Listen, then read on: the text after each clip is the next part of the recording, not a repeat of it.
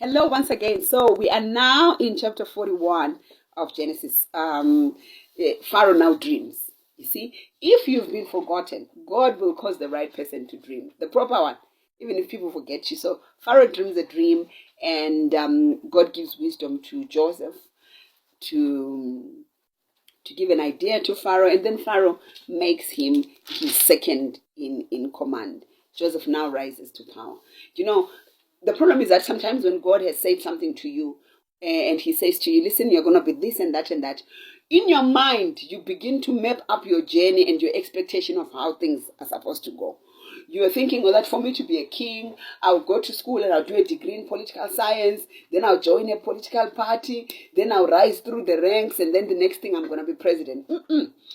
In this case, God takes him in a path that seems to be downward. So I don't know where you are right now. You could be feeling as though you are going on a downward slope and things are not exactly the way that they're supposed to be, according to what you believe or who you believe yourself to be. So I'm telling you, hold on, hang on, listen to Joseph's story. Joseph had to go via the pit, and then he went into Potiphar's house, and then he went into prison before he went into the palace. So you are on your way to your palace, but hang in there. God is helping you. Don't be foolish to begin to say things that have nothing to do with what God is doing in your life. Learn from Job. Job did not agree. He did not allow himself to speak against God. He didn't. Knowing that God is God. So keep hanging in there. God is on your side. Now, finally, 42. This is where we are today. I'm just putting you up to speed. 42, his brothers now come to Egypt.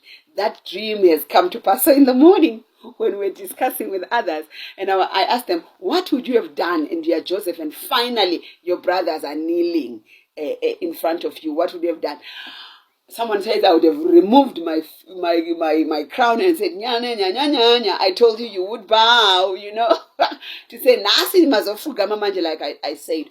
But sometimes the process that God takes you through, it's a purifying process. He wants to remove the dross out of the silver so that the silver is pure. So by the time that Joseph is up there, all the venom inside of him has been taken out. So God wants to raise you up, but maybe you're still full of venom, and he's taking you round so that he gets rid of the venom and makes you a pure person.